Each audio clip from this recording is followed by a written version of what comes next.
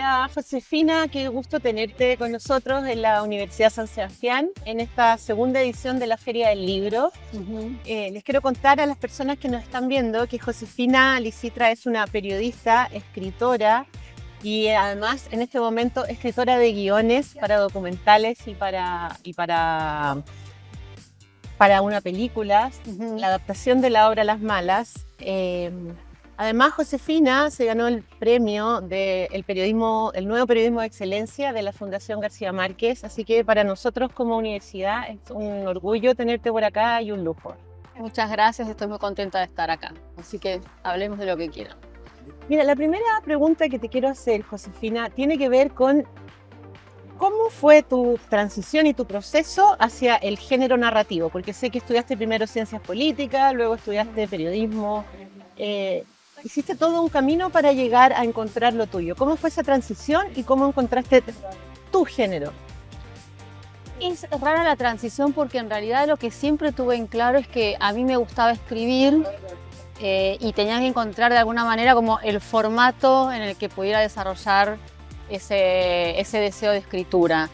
Entonces, y escribo desde muy chica. Justo en junio de este año publico un libro en el que hablo de mi relación con la escritura, así que es un tema que tengo bastante fresco porque lo estuve trabajando y tenía una relación con la escritura desde muy chica. Mi padre se fue a vivir al exterior, exiliado en 1978, y yo me relacionaba con él por carta. Entonces se me empezó como a aceitar, si uno lo pensara en términos de músculo, un músculo. Y crecí escribiendo mucho y escribiendo cómo era mi vida por carta para contarle a mi papá. Ahora si lo pienso, e incluso encontrando algunos borradores de esas cartas, lo que veo es que yo hacía crónicas de mi vida cotidiana para que él supiera cómo eran mis días.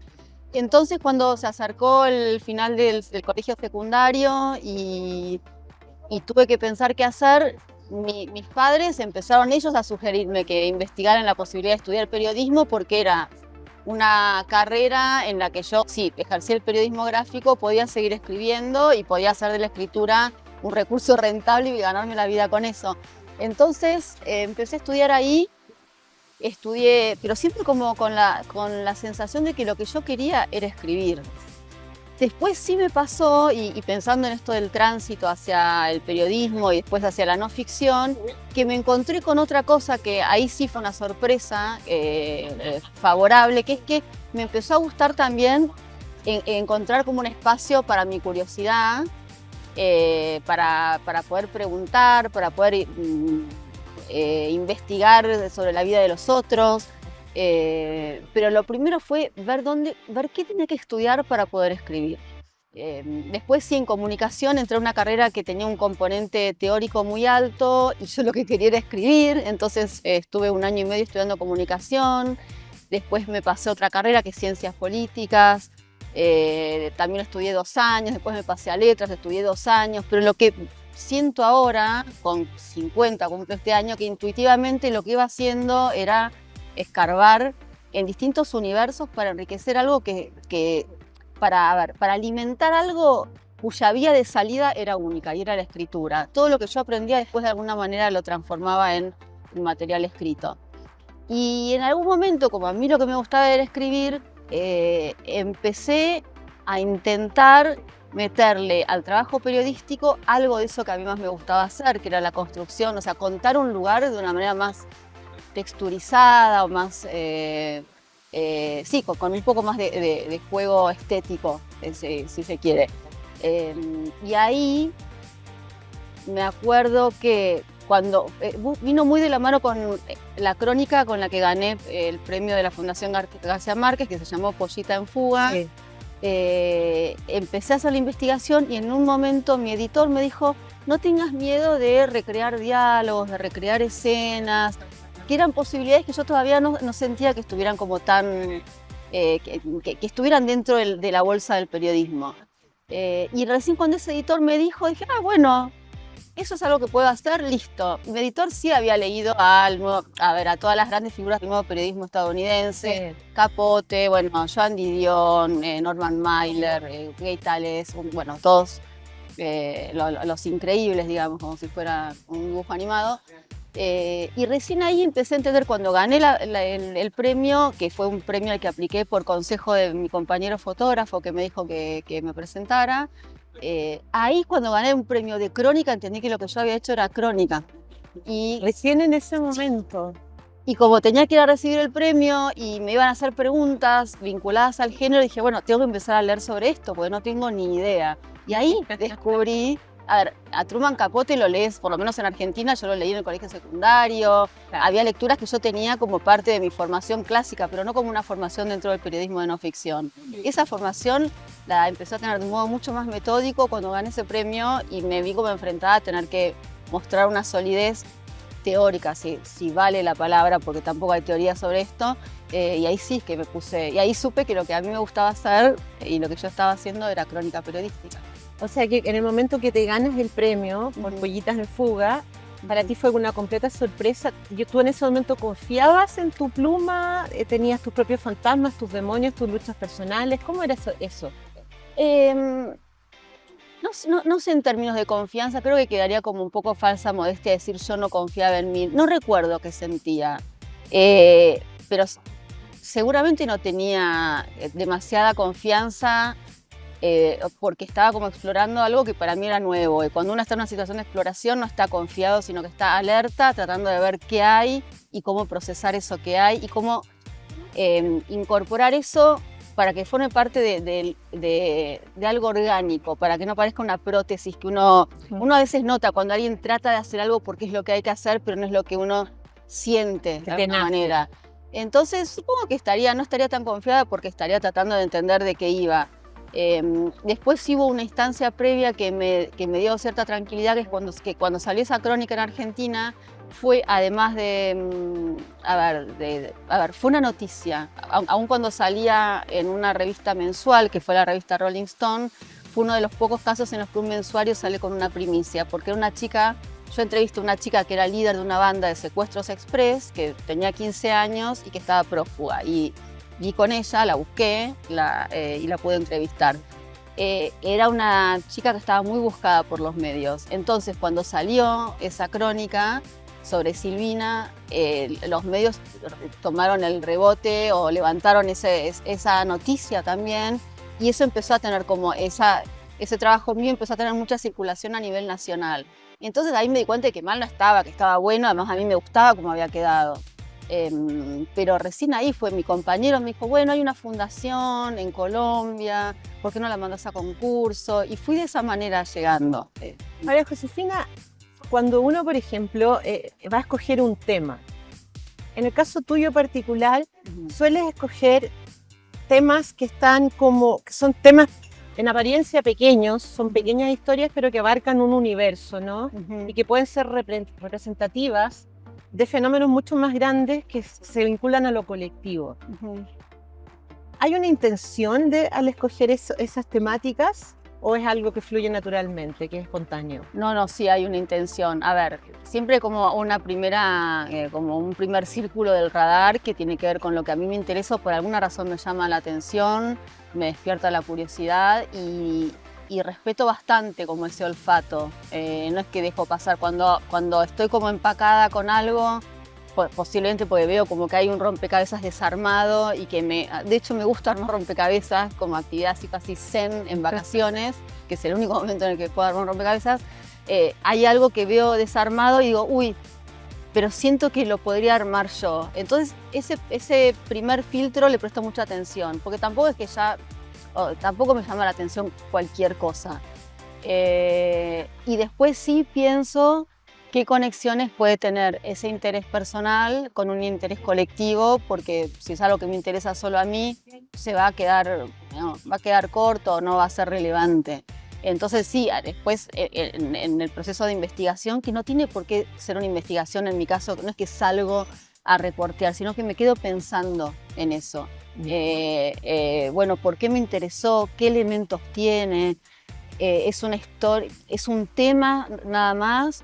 ¿O hay personas que puedan convertirse en personajes dentro de una historia que pueden encarnar y hacer mover ese tema? Entonces, si veo que hay personas, o que puedo dar con personas que me ayuden a contar ese tema, digo, bueno, ese es un buen punto.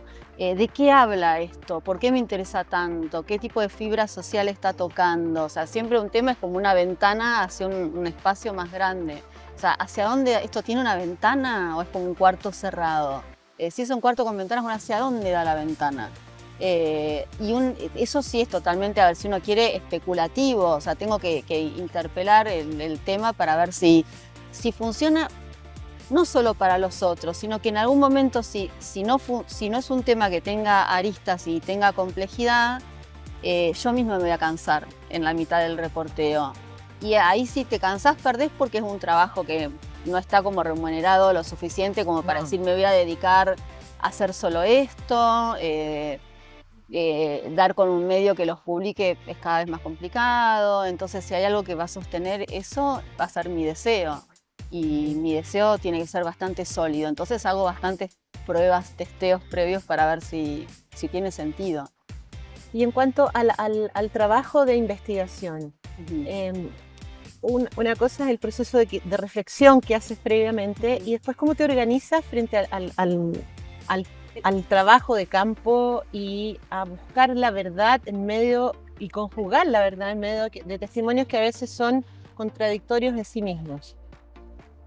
A ver, tengo el trabajo, sí, medio sectorizado por etapas, pero porque es una manera que yo encuentro de ordenarme a mí misma, que sí hago, primero sí me hago como una especie de orden del día, de lista de cosas que quiero conseguir y de personas con las que quiero hablar. Muchas veces también las historias. El último libro que publiqué sucede en Uruguay, me suponía viajar y tenía que tener muy ordenado como mi plan de trabajo porque yo no es que estaba viviendo ahí y podía hacer una entrevista cuando saliera. Yo iba ya con 6 entrevistas acordadas, sabía qué día tenía cada una, de qué quería hablar con cada una de las personas. Me armé como un plan de trabajo que sostuve y que en general es un poco mi método de trabajo. Y una vez que tengo todo, recién ahí cuando tengo todo y terminé el trabajo de investigación desgrabo, no lo hago antes porque al desgrabar como que vuelvo a entrar como en un mood, conecto de nuevo con la historia y después, ¿cómo hago para estructurar?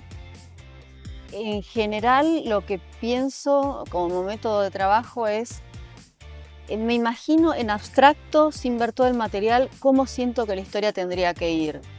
Hago trabajar a mi memoria, de alguna manera, porque siento que si me acuerdo de ciertas cosas, por algo me las estoy acordando y son como hitos dentro de la historia fuertes. Entonces, en abstracto trato de imaginar como una estructura que module, digamos, que tenga como puntos más intensos y más divertidos, puntos más quizás de trabajo de archivo, de información que inevitablemente hay que dar. Entonces, después de un punto más divertido, entre comillas, voy a uno un poco más espeso y después de nuevo subo a uno que sea más ameno y la voy haciendo modular. Y pienso también la historia en términos casi como de dramaturgia, en términos de actos, que es 3 actos, un primer acto, un segundo acto y un tercer acto. Un primer acto que es como una presentación de la historia hasta como el primer punto de inflexión. El segundo acto que es cómo evoluciona toda esa historia y el tercer acto es, bueno, ya cómo haces aterrizar el avión. Pero sí hay como mucha manipulación del material y respecto de los puntos de vista de cada uno de los personajes que entrevisto y cómo hacer cuando no coinciden hablando sobre un mismo tema, expongo el problema, no trato de encontrar la verdad forzosamente. No, porque a veces yo no estoy investigando un homicidio, que uno dice, bueno, no me puedo equivocar, o hay una persona que lo cometió y no es como opinable, es un dato objetivo quién fue. Acá a veces son problemas sociales que justamente lo terrible, lo trágico de ciertos dramas sociales es que todos tienen la razón y nadie la tiene, y que hasta los victimarios son víctimas de alguna manera de un sistema, por decirlo simplificándolo. Entonces lo que trato de poner en juego son todas las verdades, y cuando a veces sí, porque pienso en el libro que sucede en Uruguay, que es una fuga de una cárcel de presas políticas en la década del 70, tratando de recrear los días en la cárcel y el proceso como de construcción de esa fugable con 14 o 15 fugadas, y es cierto que había diferencias en la memoria de ellas respecto de la vida en la cárcel. Diferencias pequeñas, no diferencias que hacen a temas de base. Pero bueno, al no poder resolver esas diferencias, doy un ejemplo. La fuga, se armaron una fila para irse por un boquete. Bueno, el orden de esa fila que a mí me interesaba armar porque ese orden construía también un sistema de autoridades dentro de las presas. Las que bajan primero son más importantes de alguna manera que las que van últimas. Yo quería ver cuál era ese orden, quién iba primero, quién segundo, y así hasta llegar a 38 mujeres, y jamás pude dar con ese orden porque ellas mismas no se lo acordaban.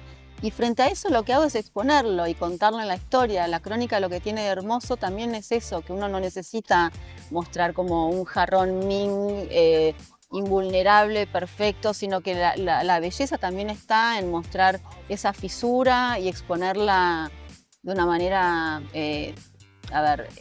hasta literariamente atractiva. Sí, ¿no? Darle el espacio a la palabra quizás. Sí, sí. Que es una palabra que a mí narrativamente me gusta mucho, sobre todo cuando se trata de entrevistas, o sea, de libros periodísticos, ¿no? De investigaciones, porque la propia subjetividad de los relatos de cada uno se sitúa en una construcción de la realidad diferente. Totalmente.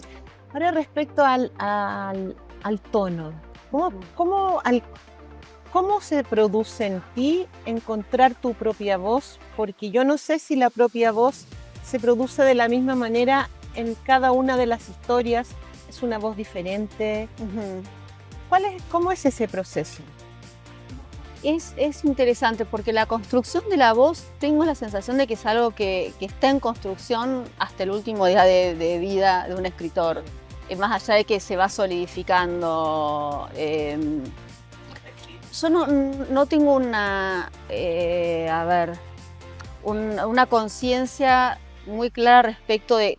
sé que no hice nada porque siento que es la clase de cosas en las que uno no puede hacer algo para que la voz autoral vaya para un lado o para el otro.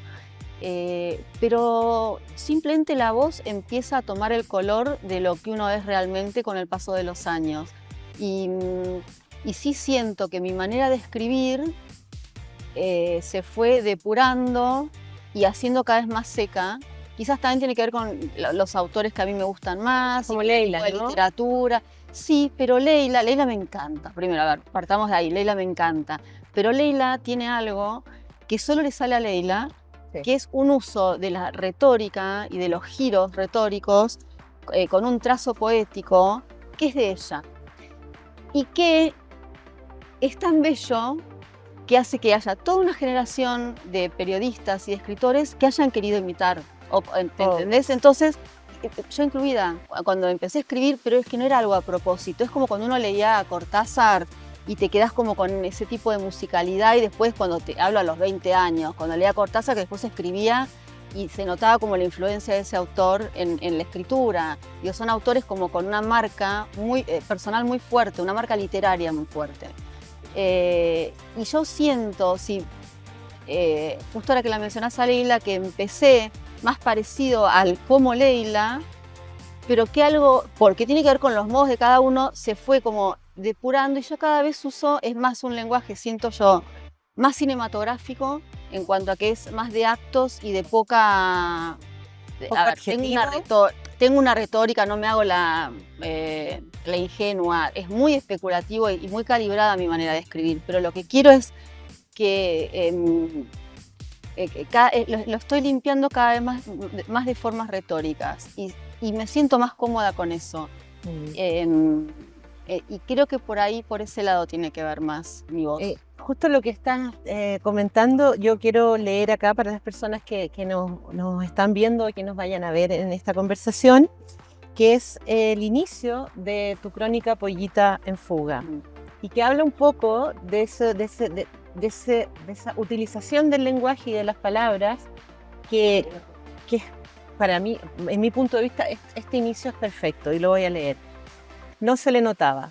La última vez que Silvina cayó presa, el 5 de mayo pasado, estaba en la cama con su novio, embarazada y desnuda, pero no se le notaba. Y ahí se va desarrollando la historia y es un enganche. Para mí esto es una voz, es el encuentro de un tono, y esto lo escribiste en el año 2004. ¿Cómo ha evolucionado? Bueno, recién escuchaba, lo escribí en 2004, estamos 2024, hace 20 años.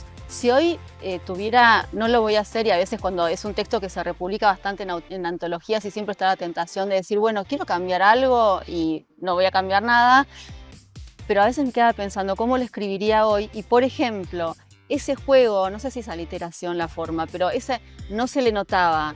La vez que Silvina cayó presa, pero no se le notaba esa reiteración, por ejemplo, yo hoy no la haría. Directamente arrancaría con la última vez que Silvina cayó presa, estaba embarazada y desnuda en la cama con su novio, pero no se le notaba, por decirlo de alguna manera. Hoy no lo harías. Estoy haciendo una edición al aire y solo porque me lo mencionas ahora, pero con eso me refiero que funciona y es un comienzo que me sigue gustando y que sigue gustando.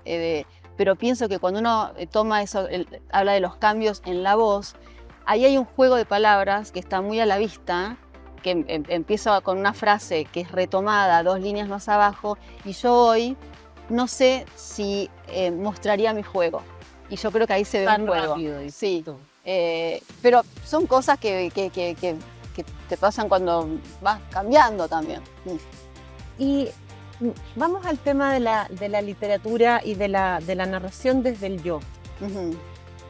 Porque tú eres una persona que en algunos relatos, como en Vaca Sagrada, tienes que usar la voz del yo y partes contando en la redacción, si mal no recuerdo, en la redacción del diario, cómo te dan, en la revista, cómo te dan esta sugerencia, esta instrucción, conversas con el fotógrafo y parten los dos en la búsqueda de esta vaca, que era una vaca producto de la clonación, ¿no? Y ahí está tu yo. Sin embargo, en otras varias historias no está tu yo. ¿Cómo tomas esa decisión? A ver, esa crónica, recuerdo, o sea, te diría que me acuerdo del laboratorio, de un topetazo que me dio la vaca que me asustó bastante. Sí que uno dice un topetazo de una vaca, parece algo inofensivo, pero la fuerza que tiene una vaca, no se da ni idea. Trato de pensar, de recordar por qué me habré puesto ahí. Sí pienso en abstracto, porque esa crónica tiene ya también muchos años, que era un tema, a ver, es un tema bioquímico, un tema científico. Que puede ser muy aburrido. Y el problema con la ciencia, hice 2 crónicas para Anfibia que conectaban con, esa salió en Anfibia, en la revista Anfibia.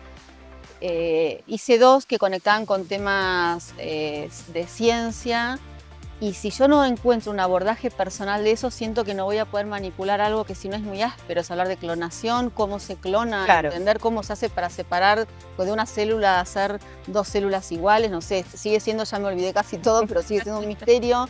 Y si yo no encuentro como un punto de vista personal y no me transformo yo, a ver, el punto de vista personal lo tengo, esté yo o no esté dentro del texto, pero si no me transformo yo en un personaje que sea también un anzuelo para sostener al lector interesado, pues no tenía muchos anzuelos ahí. Es la historia de una vaca. O sea, si no es lo más difícil que te puede ocurrir. Por eso. La historia de una pirámide, porque tiene más historia, ¿no? Pero la historia de un triángulo. Exacto, o sea, si no encontrás una manera de conectar con eso y no construís personajes, no sacás personajes de algún lado, se te va a enfriar mucho. Entonces también sospecho que tuvo que ver con eso que yo me puse a jugar, que es que si no iba a ser aburridísimo para mí de escribir y para cualquiera de leer. Muy, muy buena. Ya pasemos al mundo de tu trabajo como documentalista, ¿no? O sea, de la construcción de guiones para documentales. Le quiero contar a la gente que tú trabajaste en el guión de la serie de Cromañón, que personalmente la vi y me parece tremendamente bien lograda, sobre todo que fue una historia tan triste para la sociedad argentina. No recuerdo si murieron 194 jóvenes, ¿no?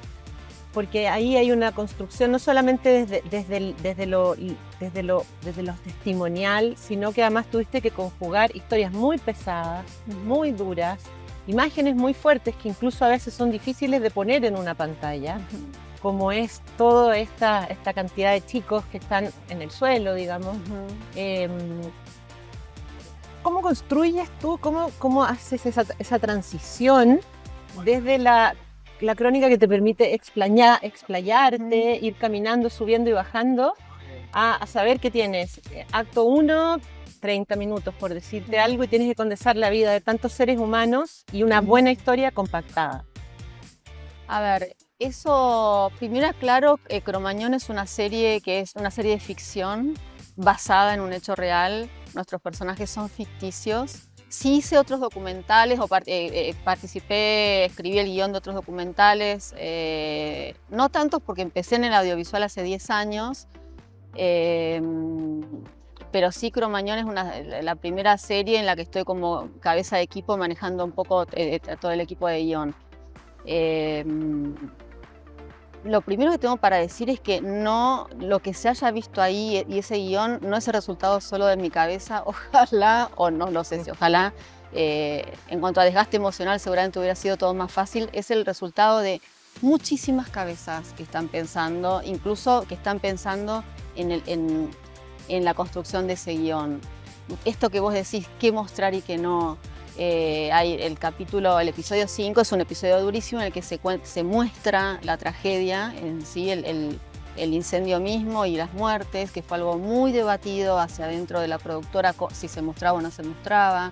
Y son decisiones que yo ni remotamente tomo solas, tomo con un equipo de producción, con las directoras Fabiana Tiscorni y María Lee Rivas, que es una directora chilena que formó parte, fue más que bienvenida, pues las dos directoras han sido sumamente lúcidas y buenas personas, pero ahí todo, es cierto, el corsé en el que hay que manejarse es mucho más estricto que el de la narrativa de no ficción, porque hay tiempo, o sea, una ventana de tiempo en el que hay que contar las cosas, hay presupuesto, o sea, uno se maneja con una caja de producción que no se puede exceder y que a veces te dice, bueno, a esta altura solo hay margen para meter 3 exteriores más y no, o sea, uno tiene que construir algo con un montón de pautas. Sí. Y para mí eso, que vengo de otro universo, que tenía mucha más libertad que el del audiovisual, lejos de ser una encerrona, para mí es un desafío, porque yo siento que uno tiene que poder contar lo que quiere contar dentro del corset que te pone, si uno lo quiere decir de esta manera, el mercado, que es, hay un dinero, hay una producción, hay actores, hay actrices, hay gente que se va a contratar porque es súper talentosa y tiene una trayectoria, hay otra a la que se le va a dar la oportunidad a pesar de que no tiene trayectoria, pero porque creemos que es la persona indicada, hay otra que es buena, pero sobre todo está incorporada porque tiene muchos seguidores en Instagram, o sea, te dan un montón de pautas y con todo eso es, bueno, hay que escribir. Y el momento, o sea, si pienso en términos de escritura, lo que a mí me gusta, que es escribir, el momento de escribir, es el 2% de lo que es el trabajo del guión. Es como la frutilla de la torta y es el momento placentero. Todo lo demás, que sí lo llevo a la escritura de no ficción, creo que es lo que más me traigo del universo audiovisual, es el cuidado por las estructuras narrativas. El audiovisual es lo más serio del mundo a la hora de pensar en estructura, que es eso, cómo estructurar escenas para que la historia esté contada de una manera balanceada, eficaz, etcétera. Bueno, eso en la no ficción, no en la no ficción, en la crónica periodística creo que no se cuida tanto porque en general hay una cierta idea de que si uno escribe bien o muy bien, todo eso puede compensar buenamente una estructura débil. Y lo que veo con el trabajo audiovisual es que una buena estructura es tan fundamental como una pluma más o menos dotada a la hora de escribir. Josefina, muchas gracias por esta conversación. Bienvenida a Chile, bienvenida a la Universidad San Sebastián y ojalá que te tengamos en otras oportunidades y que nuestros alumnos, estudiantes puedan aprender de ti, de tus técnicas y de toda la sabiduría que tiene el trabajo que has hecho a pesar de tus cortos 50 años. No sé esto con 50 años, por favor. No, gracias a vos.